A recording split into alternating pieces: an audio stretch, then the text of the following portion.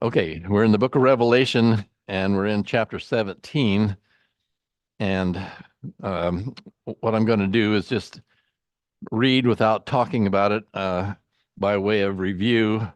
I'm going to read uh, what we have studied already in chapter 17, starting in verse 1 of Revelation 17. Then one of the seven angels who had the seven bowls came and talked with me, saying to me, "Come, I will show you the judgment of the great harlot who sits on many waters, with whom the kings of the earth committed fornication, and the inhabitants of the earth were made drunk with the wine of her fornication.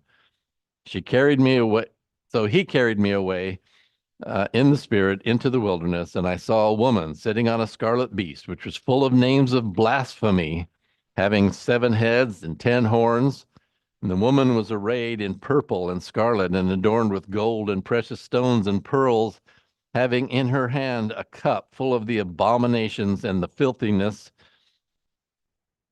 of her fornication. And on her forehead a name was written: Mystery, Babylon the Great, the mother of harlots and of the abominations of the earth. I saw the woman drunk with the blood of the saints and with the blood of the witnesses of Jesus. And when I saw her, I marveled with great amazement." And so this is kind of the picture that the image that John paints of the vision that he saw. This is the beast, and remember, the beast with the 7 heads and the 10 horns was Rome. We've already seen that before. Now we have this woman dressed in purple and scarlet, uh, riding on the beast, and she is drunk with the blood of the saints and the blood of the witnesses of Jesus, which means whoever this woman represents is one who killed the saints and the witnesses of Jesus. And so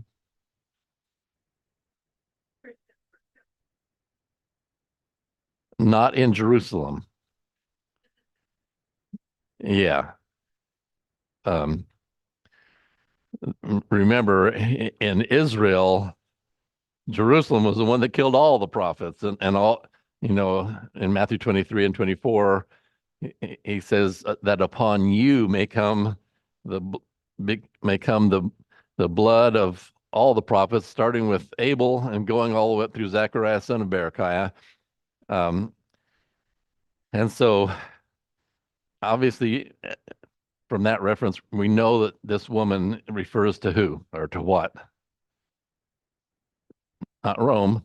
Who killed all the prophets and the witnesses?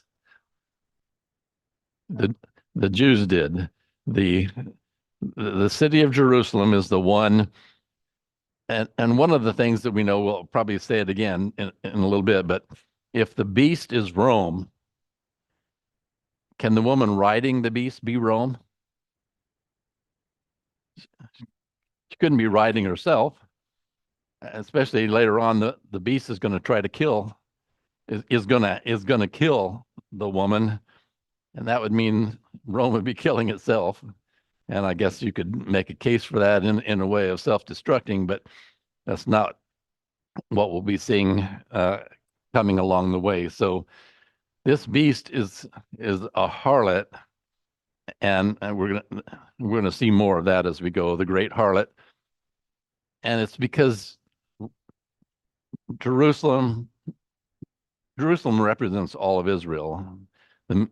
All the government, I guess you'd say, of Israel was in Jerusalem. The Sanhedrin and high priest and all that. And so Jerusalem represents the whole group of the Jewish people. It was their city, the place that they all had to come to 3 times a year to worship God. The temple was God's dwelling place in the Holy of Holies, and so these the Jewish people represented by Jerusalem were the ones that had persecuted all the prophets. Jeremiah, Isaiah was cut in half. He was sawn in half. Jeremiah had his eyes put out and ended up dying after suffering a lot. Just, the prophets all the way through. And the witnesses, last week I talked about who the witnesses of Jesus, who actually saw Jesus. The apostles for sure. There might have been others as well, but the apostles for sure were these witnesses. And did they all skate? No. James, the Lord's James, one of the two sons of Zebedee, he was beheaded. John, the one that's writing this book, was exiled in the island of Patmos, and Peter, according to legend, was crucified upside down. We don't know for sure. We do know he was martyred, but exactly whether it was crucified upside down or whether that's just a made-up story, we don't know that for sure. Paul was beheaded. And so these witnesses were killed. And even though some of them were killed in Rome, it was because these people sent them off and stirred up trouble for them, got them in trouble, and they ended up getting them killed. Just like Jesus himself. Who killed Jesus? Not Nero himself, no. Who washed his hands and said, go ahead. This is Jesus we're talking about, and it was actually a Roman soldier that pounded the nails and stuck the cross in the ground, and the Roman soldiers beat him and put a crown of thorns on him. But whose fault was it? It was the Jewish leadership, the ones that shouted, crucify him, crucify him. All those people in the crowd. The Romans would have never done it. And so the responsibility, even though they got somebody else to do it, if I hire somebody else to kill somebody, who's the one that, well, they both get blamed, right? But the main guilt is me.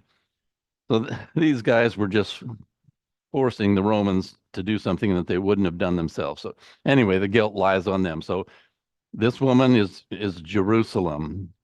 She's drunk with the blood of the saints and the blood of the witnesses of Jesus. And in Matthew chapter 23, talking about Jerusalem, it says, upon you will fall the righteous blood shed on earth. So Jesus was telling them, you guys, that we've come to the end of the road.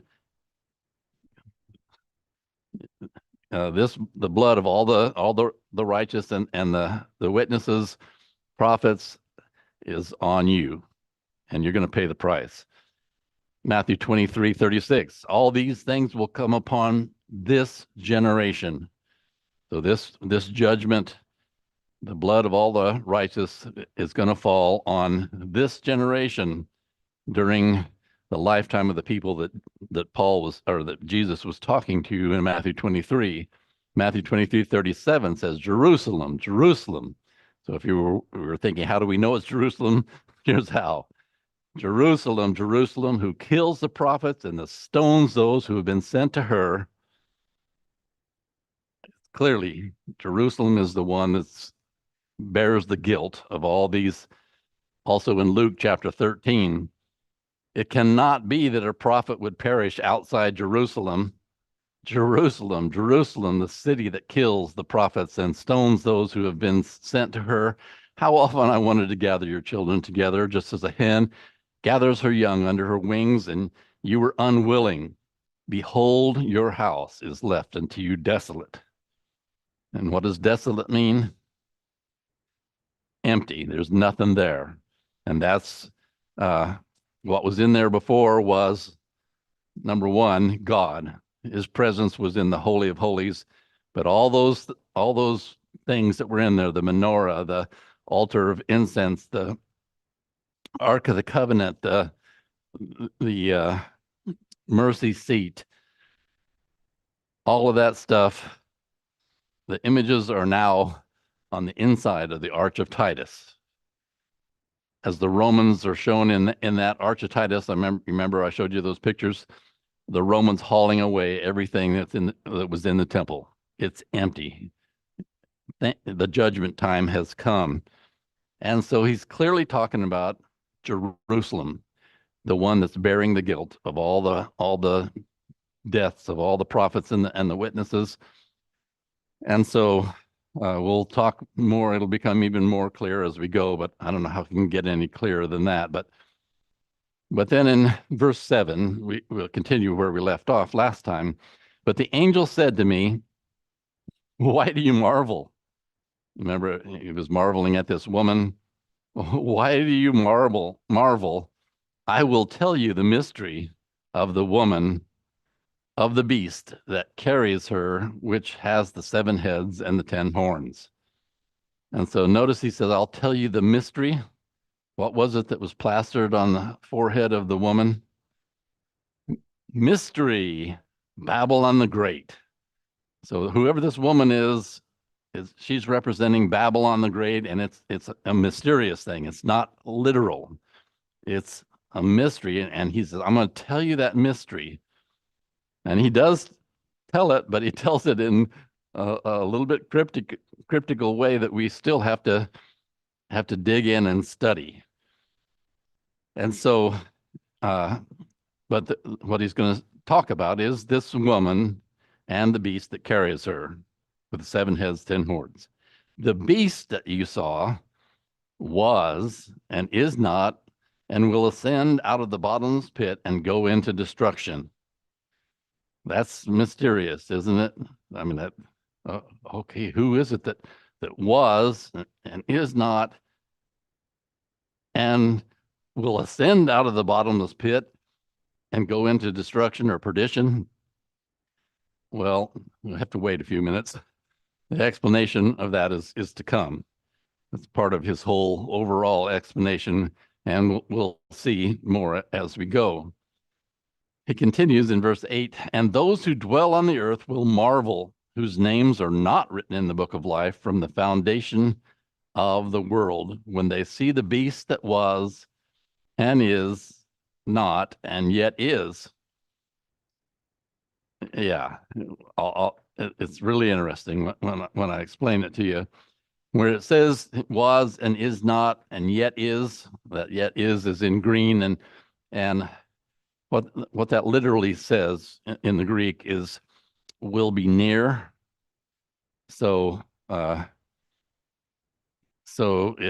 it was not, it existed, then it didn't exist, and now it exists again, or will be near, and that'll become clearer in a little bit. But John, the angel says to John here in verse 9, "Here is the mind which has wisdom." So he's telling us, like he's already said before in other places, you got to think. You have to know how to apply whatever knowledge that you have. That's what wisdom is, the ability to apply knowledge.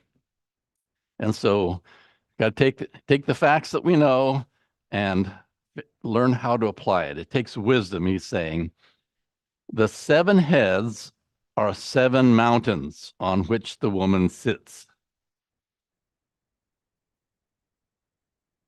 Okay, well, I should have put that up, but anyway, the 7 heads are 7 mountains on which the woman sits. Can you think of any city that has 7 hills or 7 mountains? Rome does. And we're going to see it clearly as we go along. Rome is called the Eternal City, but also one of its nicknames is the city on 7 hills. And so he's telling us, okay, he doesn't just plain out say that here, the 7 heads are 7 mountains of Rome, but it's 7 mountains where the woman sits. So the woman is sitting on Rome, which you think, wait a minute, if the woman is Jerusalem, how is she sitting on Rome? We'll talk about that as we go. But he says there are also 7 kings. 5 have fallen. 1 is, the other has not yet come. And when he comes, he must continue a short time. Again, kind of mysterious. It's not self-explanatory.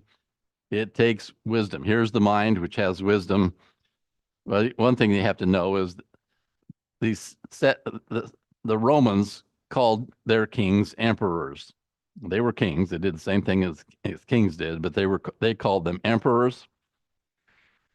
Anyway, there's seven kings that he's mentioning, 7, and it'll be 7 emperors. 5 have fallen. 1 is, the other has not yet come, and when he comes, he must continue a short time. So, yeah, not going to last as long as others before him did. So, in these next slides, we're going to see an explanation of this part of it, the 7 kings. It says 5 kings have fallen. 1 is, the other is yet to come. Well, modern historians count the emperors from Augustus. They say Julius Caesar was not an emperor. Well, that's fine. They can think what they want. But the Jews in John's day counted from Julius, starting with Julius. Now, I'm going to give you a quote from Josephus. Josephus was a Jew. He knew the mind of the Jews. He thought like a Jew because he was a Jew. He had been a general in the Jewish army, and he loved the Jewish people, but he had defected so that he wouldn't get killed and agreed to write a history. But notice a couple of things that he said. He's going to illustrate the way the Jews think, the way the people that received this book of Revelation thought. It's not important what modern historians think about this. It's what the people that it was written to, it's what they thought. So Josephus is going to illustrate this for us. In the Antiquities of Jews, notice we've been reading from the Wars of the Jews. I don't know if you paid attention to that part of it. It's just Josephus, but he wrote 2 works, the Antiquities of the Jews, which deals with the history from Adam all the way up to the time of Jesus, and then the Wars of the Jews talk about the wars that we've been talking about, which ended in the destruction of Jerusalem. So anyway, back in the Antiquities, he writes this about the Romans. He says, after him, and he's talking about the former procurator, after him came Annius Rufus, under whom died Caesar. And that Caesar that he's talking about is Augustus or Octavian. And then he says, under whom Caesar Augustus died, the 2nd emperor of the Romans, upon whose death Tiberius, it's a little confusing because just like all of them called themselves like Julius Caesar, Augustus Caesar, and they had about 6 different names each. Well, Tiberius had a second name, and it was Nero. But he's not the Nero that we think about. He's Tiberius. And we'll see that in just a moment, reading as we continue. Upon whose death Tiberius, his wife, that is Augustus's wife, Julia's son, succeeded. He was now the 3rd emperor. So you have Augustus, then Tiberius. And then it says, and he sent Valerius Gratus to be procurator of Judea. This is the guy that we don't see in the Bible because it was in between from the time that Jesus was born till just before Jesus started his ministry. And who was the Roman procurator? It was Pontius Pilate. Pontius Pilate took place of this guy that we're talking about here, Valerius Gratus. Don't need to remember his name or anything. I'm just reading what Josephus says. This man deprived Ananus, spelled in the New Testament Annas. We all know who Annas was. There was Annas and Caiaphas, the two high priests. Annas was the one that the Jews accepted, but one of the Romans had come in and said, I don't like Annas. I'm going to kick you out and put Caiaphas in there, which he did. So anyway, this is what Josephus is talking about here. This guy, Valerius Gratus, deprived Annas of the high priesthood, and Joseph Caiaphas was made his successor. When Gratus had done those things, he went back to Rome after he had tarried in Judea 11 years, when Pontius Pilate came in as his successor. So now we got, yeah.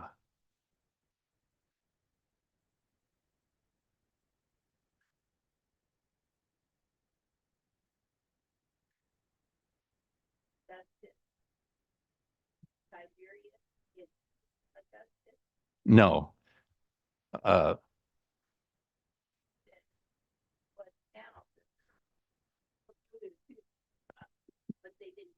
No. The third, here's what he's saying. I'll try to point it. Um, uh, this Caesar died, Octavian or Augustus. This is Augustus Caesar died during his rule in, that's the first one. I mean, he says it's the second emperor. So Augustus is the first one that we're reading about that dies, but Josephus calls him the second emperor of the Romans. And then when he died, Augustus died, Tiberius, Augustus's wife's son, that's who Tiberius is he was one of the sons of Augustus Caesar. He was now the third emperor. And then, well, that's what we're getting at. I haven't got there yet. Yeah. Okay, so now the main reason for putting this stuff in here is because we know about Annas and Caiaphas. That's correct history. We know that Josephus is recording correct history because we know what happened. So he's accurate here.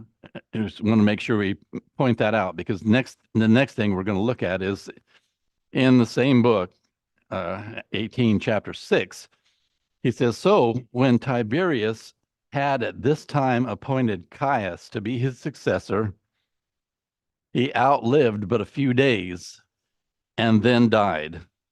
Now, Caius, you know who that is? Caligula. So now Tiberius dies and his successor is Caligula. Then he died after he had held government for 22 years and 5 months and 3 days. So these are long, these emperors lasted for quite a while.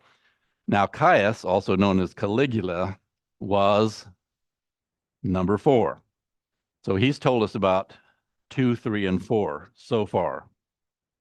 So keep on going. Well, pardon me, we don't have to keep on going. If Augustus was second, Tiberius third, Caligula fourth, which he says they were, there was only one leader of the Roman Empire before Augustus, and guess who that was? That was Julius Caesar. What's confusing to the modern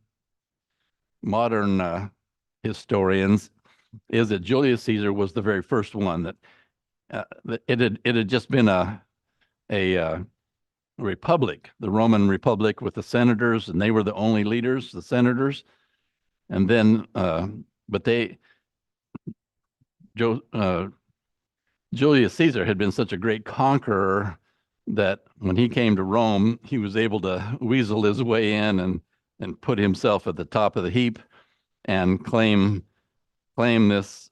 He never claimed to be emperor, but neither did Augustus. In fact, none of them wanted the title emperor. They just wanted to lead. But anyway, modern historians say, well, Julius Caesar never called himself emperor. Well, neither did Augustus. But anyway, when he was killed, a lot of knives. When he was killed, there was a 13-year period where it was chaos. Just like when Nero died, there was a period of time there was chaos. So when Nero died, or when Julius Caesar died, it looked like the whole empire was going to collapse. And for 13 years, it was a mess. Then Augustus was able to get power and get things under control. And he's the one that modern historians recognize as the first emperor. But we know from reading this in Josephus who he thought the first emperor was. And this is how the Jewish people looked at it. Julius Caesar was clearly an emperor. And I just want you to know from reading Josephus that that's how the Jewish mind worked. And so when you talk about this next part here, like I said already, modern historians think it was Augustus, but Jews of John's day counted from Julius. And so now when he says 5 have fallen, one is, the other has not yet come. The first 5 are Julius, Augustus, Tiberius, Caligula, and Claudius. These were the 5 that have fallen. When John's writing, 5 have fallen, 5 of them had died. One is, and guess who that one is? The 6th one is Nero. That places the book of Revelation being written during Nero's reign. One is living and reigning, and one is yet to come. And the next one after Nero was, guess who? Vespasian. Now, I put Galba in parentheses with a question mark because between Nero and Vespasian, there were actually three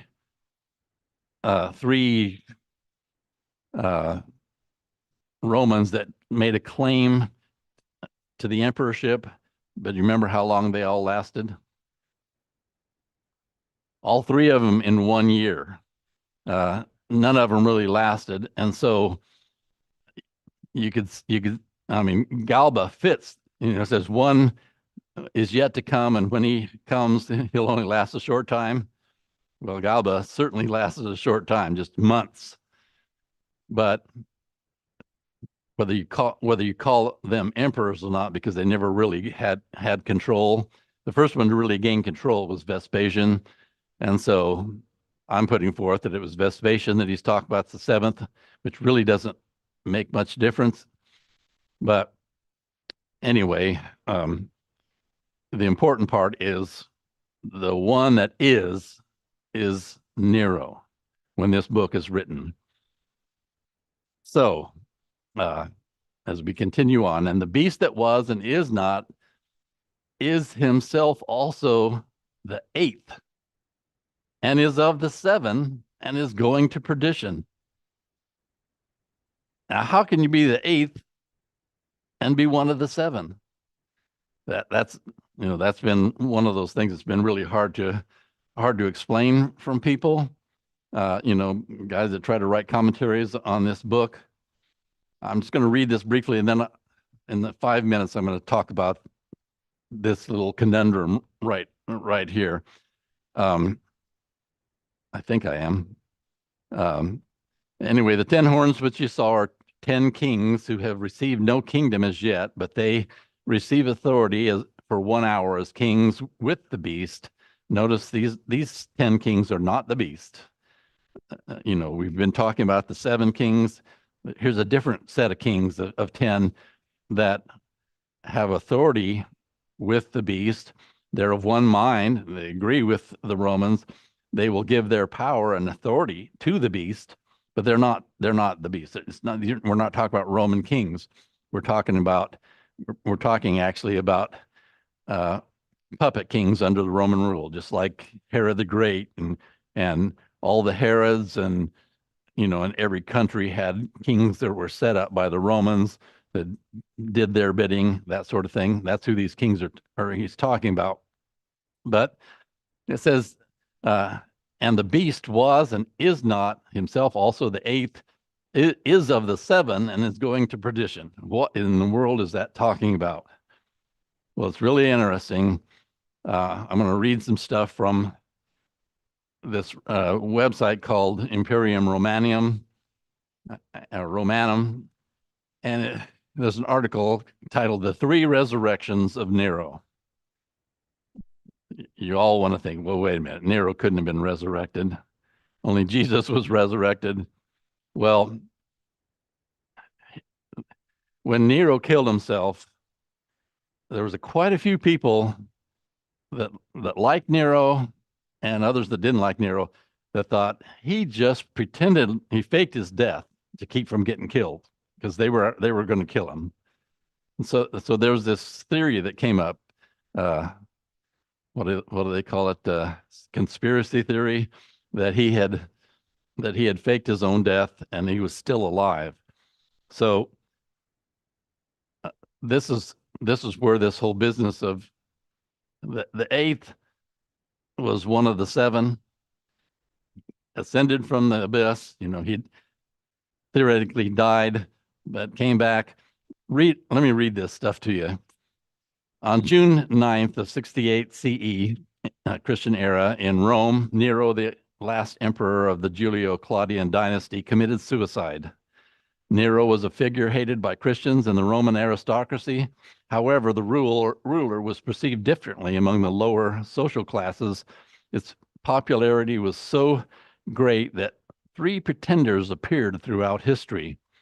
The sources of the appearance of usurpers claiming to be Nero are not entirely clear circumstances of the emperor's death. And it wasn't really clear how it happened. The common people were told a story, but how many of us common folks are told stories by the government? So things haven't changed. But so that's the source of these how these appearances had any credence whatsoever, was the people were doubtful that Nero had actually died. So anyway,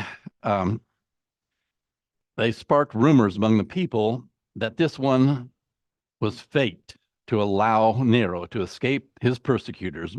Moreover, Nero, Claudius, Caesar, Drusus Germanicus, that's his whole name, was much more popular in Rome than most of us think. He enjoyed great popularity, especially among the commoners, until his death. And as the examples of Nero's pretenders, talk about these pretender Neros, appeared after his death, even for much longer. The fear of the Christians, on the other hand, of the true resurrection of Nero intensified by the appearance of the pretenders. He was reflected in the text known today as the Apocalypse of St. John. Anyway, he's saying here that Christians who had been killed, who had seen their brothers and sisters killed by the Romans, they were hearing rumors that Nero was still alive. What do you think that put into their hearts? Fear. They were worried about it as well. So they had an interest in whether Nero was alive again or whatever. Anyway, I'm gonna list. It's time to quit, but I'm gonna read these so just to get rid of some confusion, and because it's so interesting. There were three of these pretenders, and it only takes one to fit what we've described. One of the seven was also he was an eighth, but one of the seven, but he came back from perdition, or from the abyss, and then went to perdition. Okay, it only takes one, but here's three of them. The first and most famous Nero, and that's in quotes, appeared in the Greek East in early 69. Nero had killed himself in 68. But this guy shows up in the Greek East. It is not known what his real name was. Apparently, he resembled the emperor physically with his posture, hairstyle, and gaze. The self-proclaimed plan was quite reasonable.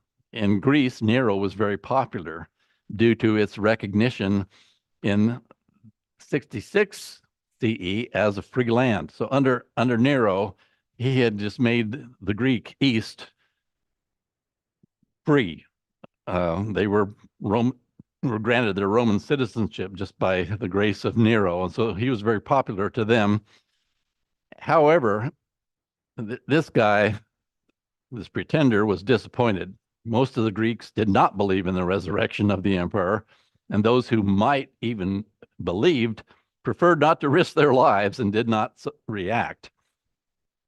If this guy isn't really who he said he's going to be, and we start following him, we're going to get in trouble with Vespasian, who came next after Nero. So anyway, they didn't react. So Nero, this pretender Nero, managed to gather around him only a group of people who had nothing to lose anyway, and the prospect of gaining the fortune that was promising them was very tempting for them. So this emperor, along with a band of rogues and escaped slaves, boarded the ship and set off to the unknown. Perhaps he wanted to sail further east and win over to his side the legions stationed there. Dissatisfied with the chaos in Italy, this storm, however, thwarted the pretender's plans and forced him to land on the coast of the island of Kythnos. Kythnos was located in the Cicadus archipelago, which is just to the east of Greece, and was then an important communication junction, as it was situated on the sea route connecting Greece proper with the coasts of Asia Minor. So across the Aegean, it was in the Aegean Sea. Ships were often called at the port there, but unfortunately for this fake Nero, it was winter, which made navigation more difficult, and ships visited the island less frequently. On their decks often came soldiers from eastern legions going on holidays.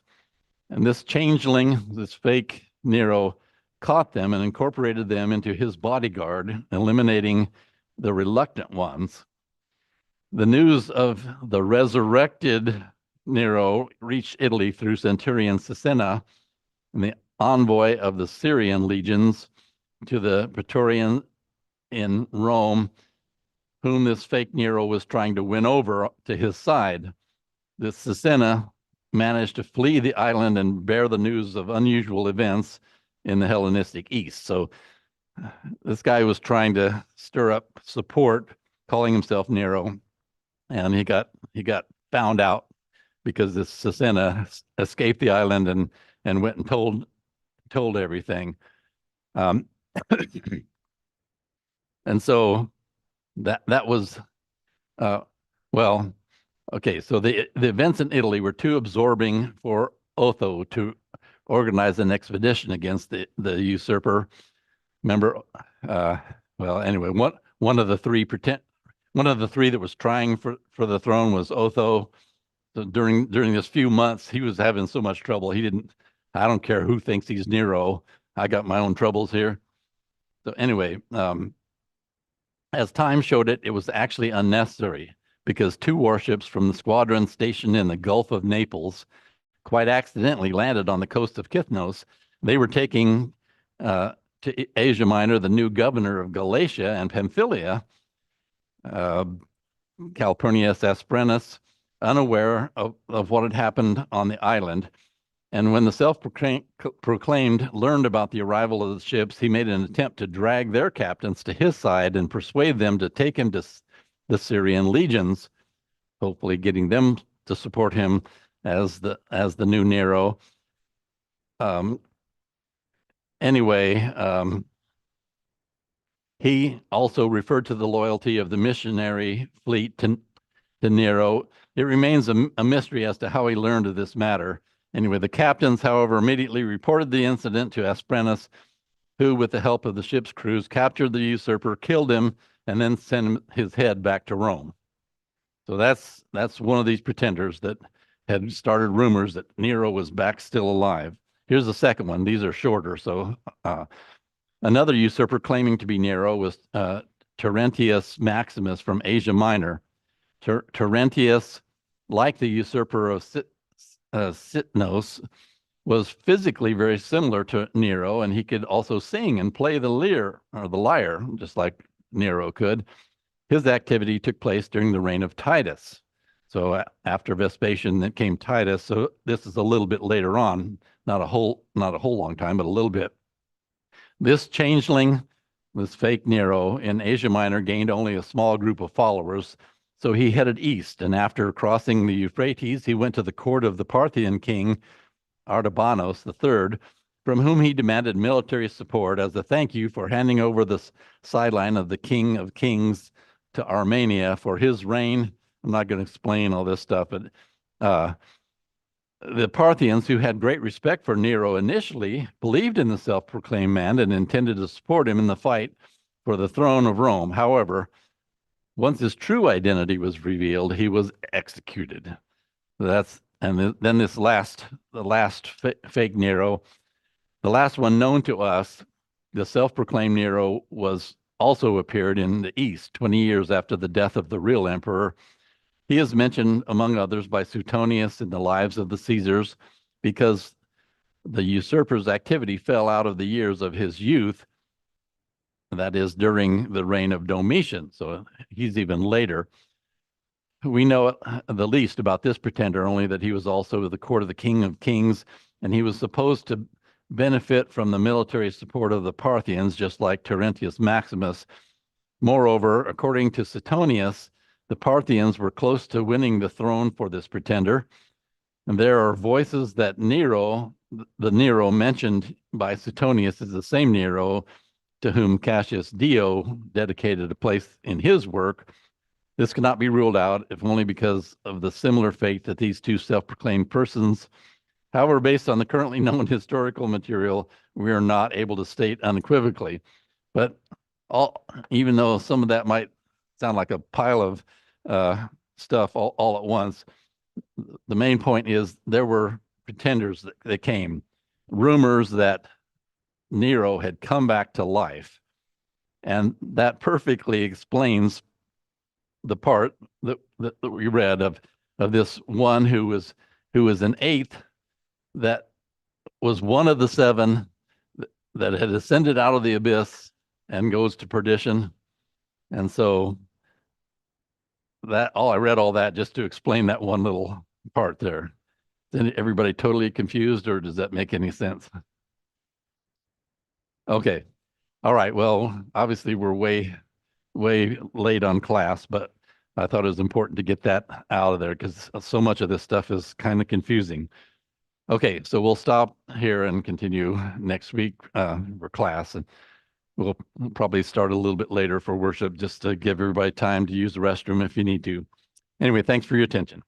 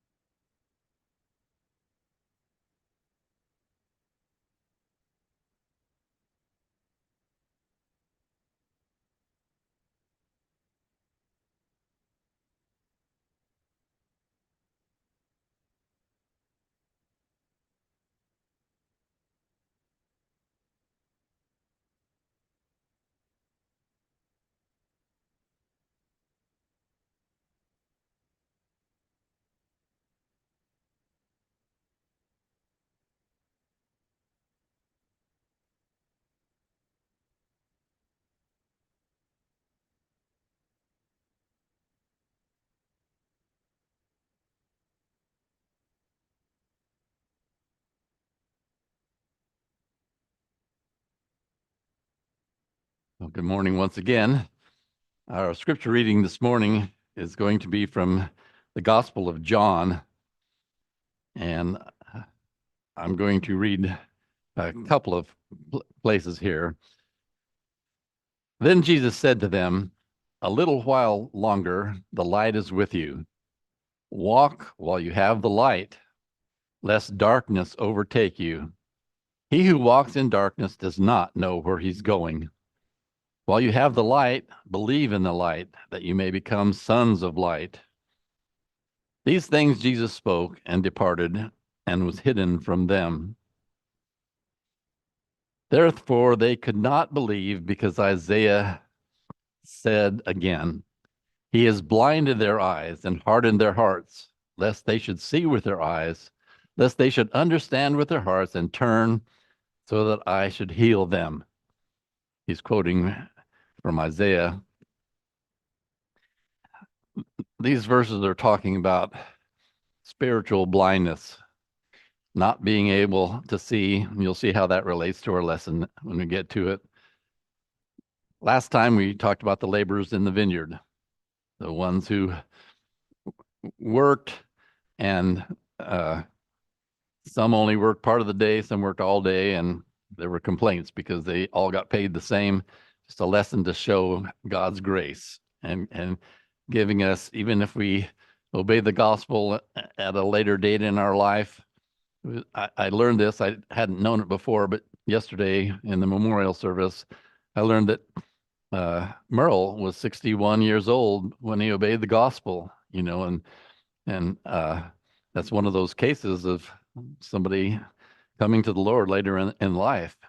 But he has the same reward that any of you that were baptized when you were a teenager lived faithfully to God a lot longer. Anyway, that's just illustrates God's grace. Today, we're going to be looking at two things. In the first one, James and John, who were the sons of Zebedee, they're asking a favor from Jesus. And then we're going to see Jesus meets up with Bartimaeus. And you'll see what that's about when we get to that too. In Mark the 10th chapter, it says, Then James and John, the sons of Zebedee, these were two of the apostles, they came to him saying, Teacher, we want you to do for us what we ask. Yeah, if anybody came to me and asked that, I definitely would say, well, wait a minute, what are you asking? And that's exactly what Jesus did. He said to them, what do you want me to do for you? Well, Matthew adds a little detail that Luke doesn't put in there. You see a woman intervening in between there. Matthew says that it was the Salome, the mother of these two, James and John, that came up imploring for him. And doesn't that just sound like a mom? Hey, I know I coached little kids playing basketball for a while, and moms were constantly coming, hey, can you get my kid, slip my kid in there, and that kind of stuff. And that sort of thing happens. A proud mother wants the best for their children. So she's asking on their behalf, can you do this for them? And what they wanted, though, was this. They said to him, grant us that we may sit one on your right hand and the other on your left in your glory. Now, what they were thinking about, they still had trouble understanding what the kingdom was really going to be like. The Jews had been indoctrinated by the scribes, the Pharisees, the rabbis. They'd all been told that this Messiah, when he came, was going to set up an earthly kingdom, was going to push out whoever was the ruling empire of the day and push them out and save them from that and set up a kingdom of his own and rule the earth from there. And definitely would be a glorious reign. And these guys were wanting to have, I want to be on the right hand and on the left, the two sidekicks for the king. And that's what this Salome wanted for her children. In other words, the prominent places in the kingdom besides the king himself. But Jesus said to them, you do not know what you ask. Can you drink the cup that I drink? and be baptized with the baptism that I am baptized with? They understood the question, but sometimes we don't quite get it. But when they ask this, my advice is be careful what you ask for. We're going to see Jesus saying essentially the same thing in just a little bit. You may get more than you bargain for when you ask for something. So be careful. Now, you see, Jesus here mentions a cup and a baptism.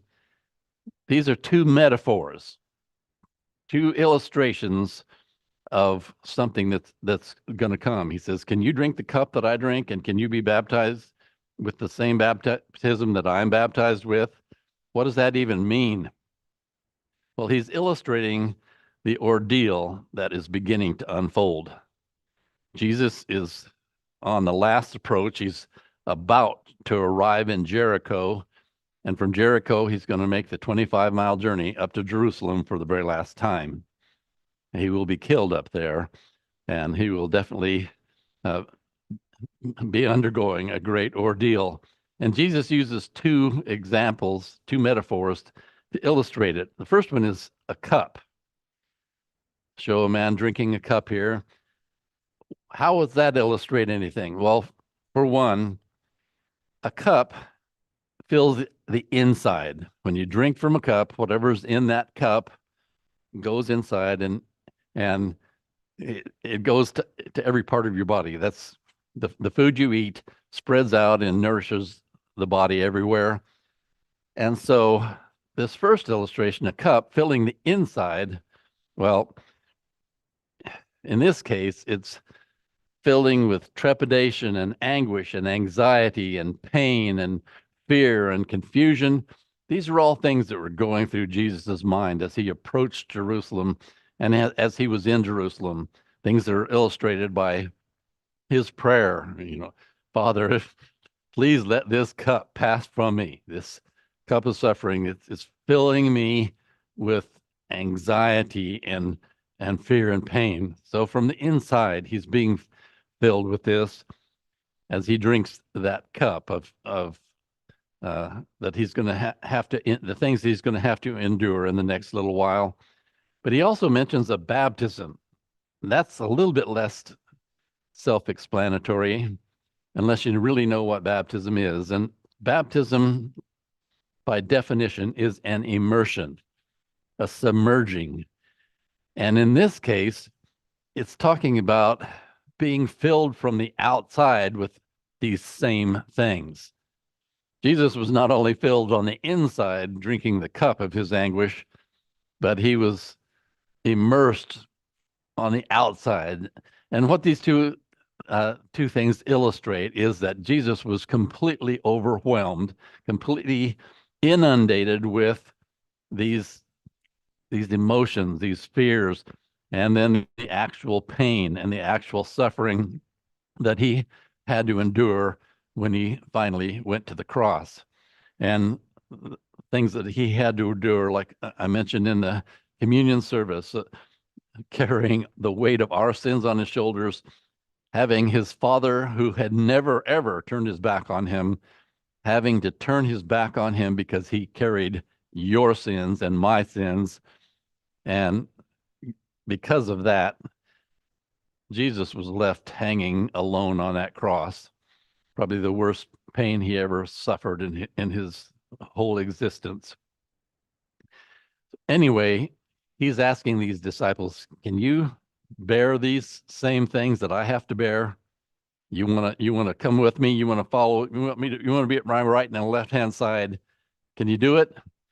And they said to him, oh, we're able. It's easy enough to say, isn't it? We're able to do that. So Jesus said to them, you will indeed drink the cup that I drink. And with the baptism I am baptized with, you will be baptized. James, he was the first of these, James and John. He was beheaded. He definitely suffered that. If you can just imagine yourself being imprisoned for whatever amount of time it was, and then being taken out to a chopping block, have your head laid down on it and see that big axe, or hear it at least, coming down, and knowing that your head was going to be severed from your body.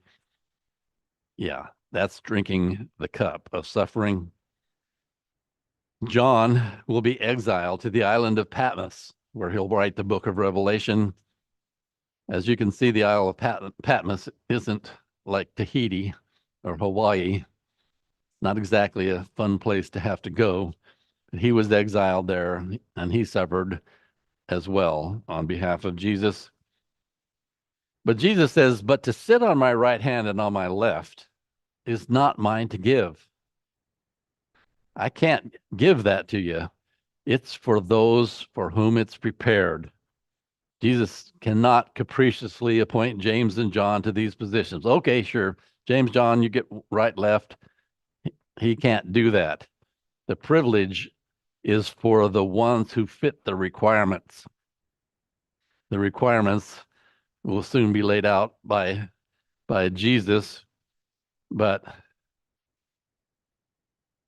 whoever has high positions in the kingdom, it's something that you earn, or you meet the qualifications for. It's not something that somebody can just appoint you to. These guys grew up in a situation where the Romans would appoint. They would even do it for the high priests. We don't like this high priest, we'll put this guy in. And they, the leaders could appoint whoever they wanted to do whatever they wanted, whether they were qualified or not. Jesus said, that's not the way it is. It's not for me to do that. It's for those who fit the requirements. Well, as you might expect, when the other 10 apostles heard that they had just asked, we want to be the ones that are in the prominent spot, what do you think the other 10 thought? Well, they began to be greatly displeased with James and John. And so perhaps a ruckus began. These guys were, as we know from Peter and others, one of them was one of the zealots. We know what the zealots were like. Things didn't go well with John and James asking for this. So Jesus called them to himself and said to them, you know that those who are considered rulers over the Gentiles lord it over them, and their great ones exercise authority over them. That's the way of the world. Whoever's the boss tries to shove his agenda down everybody else's throats and get everybody else to do what he wants them to do. We have a president that's doing that, and we've had many presidents that did that, pushing their way, but it's just getting worse and worse all the time. That is how the world works. The high ups, the ones at the right hand and left hand of the leadership, they're the ones that get to push everybody around and exercise authority over people. That's the way of the world, brandishing that authority and vying for control, see who's going to be top dog. Jesus says, yet it shall not be so among you. Whoever desires to be great among you shall be your servant. And whoever of you desires to be first shall be slave of all. For even the Son of Man did not come to be served, but to serve, and to give his life a ransom for many.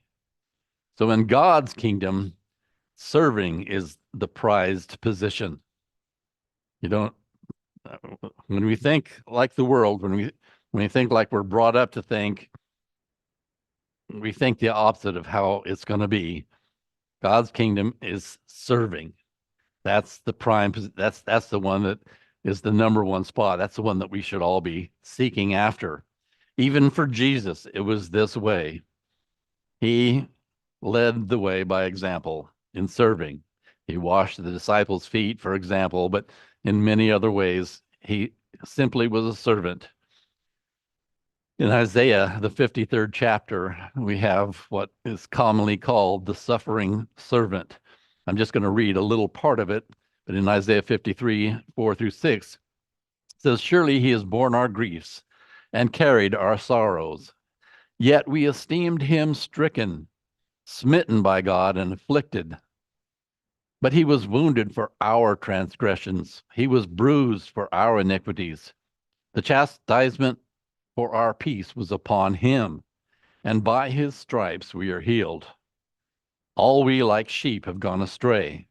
We have turned every one to his own way, and the Lord has laid on him the iniquity of us all. And in verse 11, by his knowledge my righteous servant shall justify many, for he shall bear their iniquities. And so this servant came to serve God, to offer himself up as a sacrifice in service to God. And that is the suffering servant. That is the cup and the baptism that Jesus is talking about. His life as a servant led him to the cross. That's the first lesson. Second one now is Jesus meets Bartimaeus. Well, some of you know who Bartimaeus is, some of you don't. But let's read in Mark 10. Now they came to Jericho. So they're heading down from Galilee. Well, I'll show you a map in just a second. They came to Jericho, and as he went out of Jericho with his disciples and a great multitude, something's going to happen. He's going to meet this Bartimaeus. But just to look at a map, he came to Jericho. I'm sure they stayed in Jericho probably overnight or something. It's definitely a waypoint. Whatever, it's not recorded for us. It just says he came to Jericho, and as he was leaving Jericho, that's all we know about his stay there in Jericho. But he had come down all the way from up in Galilee. You follow the red line coming down. They had come down and they made it, they arrived at Jericho, and that's where he is now. And he's just leaving Jericho.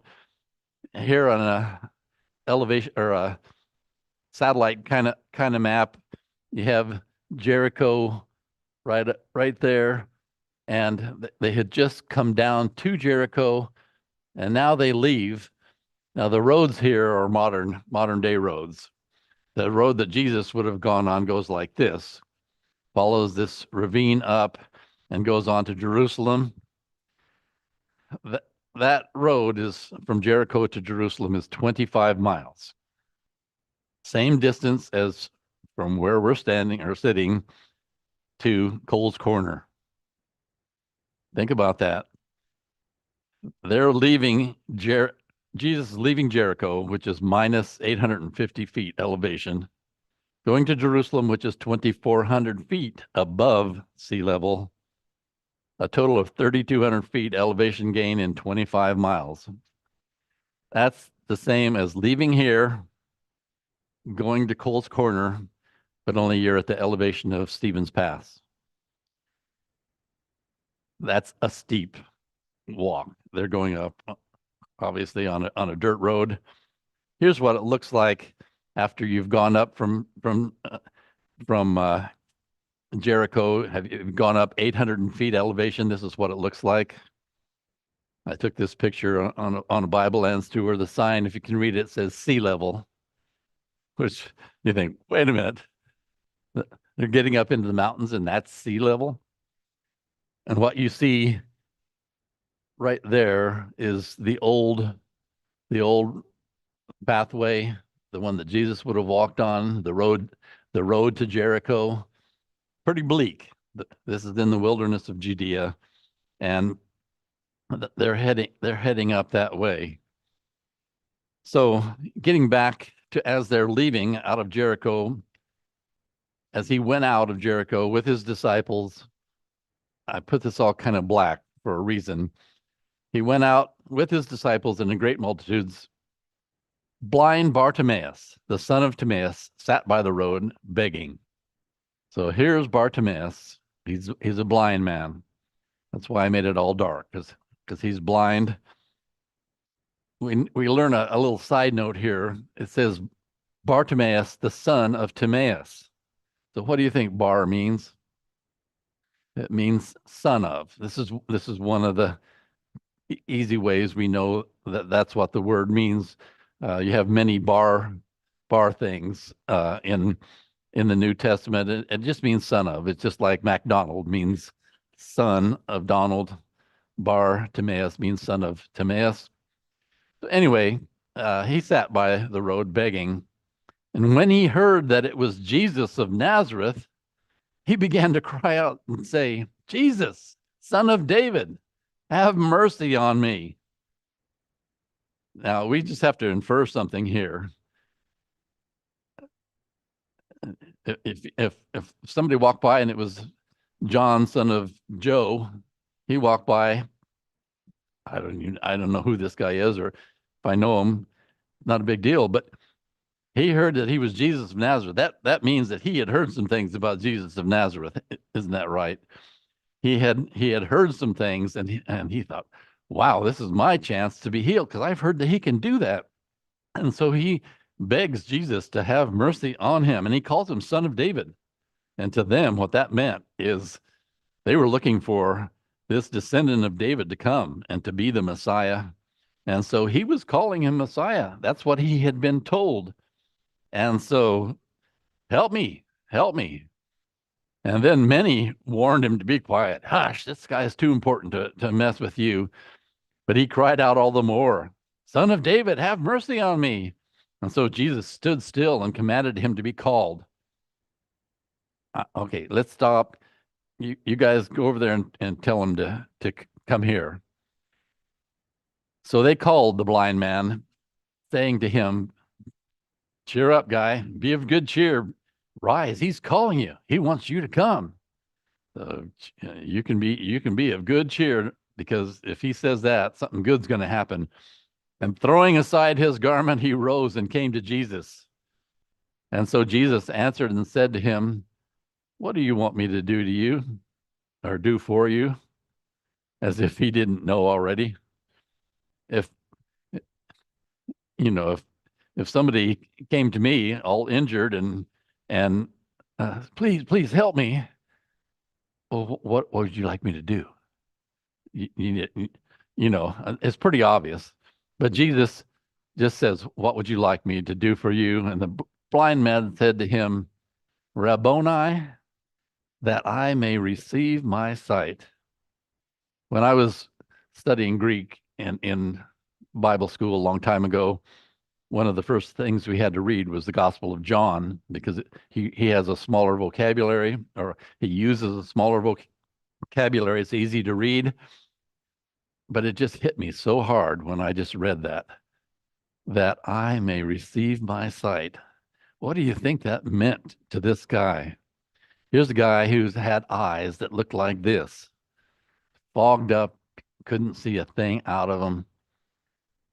I just want to be able to see. Whether he'd ever seen before, we don't know.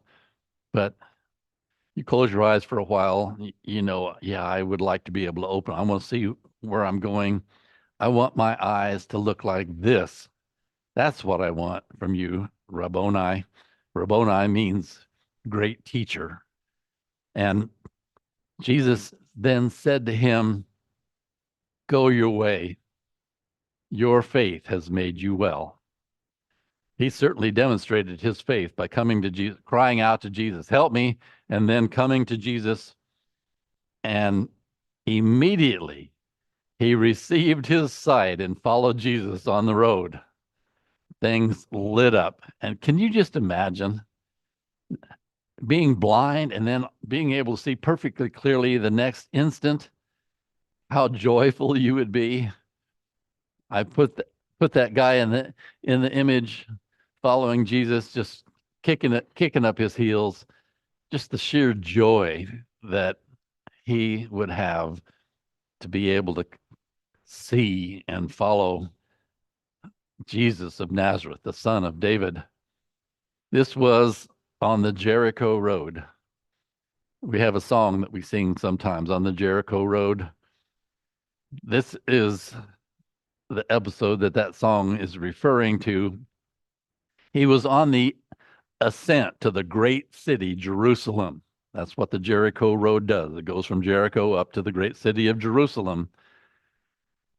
It actually starts down at the Dead Sea and goes all the way up to the great city of God.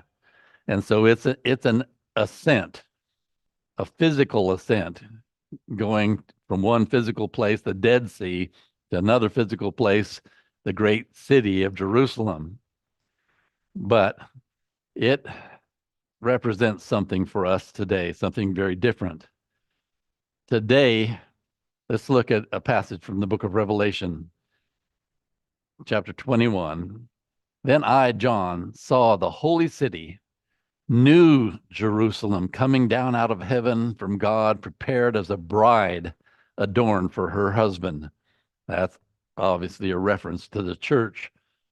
The church is the bride of Christ. And I heard a loud voice from heaven saying, "Behold, the tabernacle of God is with men." God is dwelling with us. God with us. He will dwell with them. They shall be his people. God himself will be with them and be their God. And so we are on the Jericho road too. We are in the church, in the tabernacle of God. That's where we're all aiming to be. The church will be in heaven one day as well. That's what the Jericho road is all about. My question is that you? Are you jumping for joy because you are on the Jericho road? You're on your way to the eternal city of heaven. We have a song that we're going to sing in just a little bit. It says, "I once was lost and now I'm found, was blind, but now I see." He's talking obviously about spiritual blindness. Couldn't see. Remember the scripture reading that we read, talking about God blinding people because they refused to see. They didn't want to see. They were blind. So again, we have to ask ourselves, is this you? Are you one that is blind? Do you want to be able to see? Well, that's what the song Amazing Grace talks about. I once was lost, but now I'm found, was blind, but now I see. Jesus, by healing the physically blind, he showed us that he can heal the spiritual blind. Question for you: are you having trouble seeing the spiritual? Is it a little foggy for you? Would you like to be able to see better? Jesus said, "Seek and you will find." That's what Amazing Grace is all about. If we seek it, he will show it to us, and we can have the light to illuminate the way, show us the way into heaven.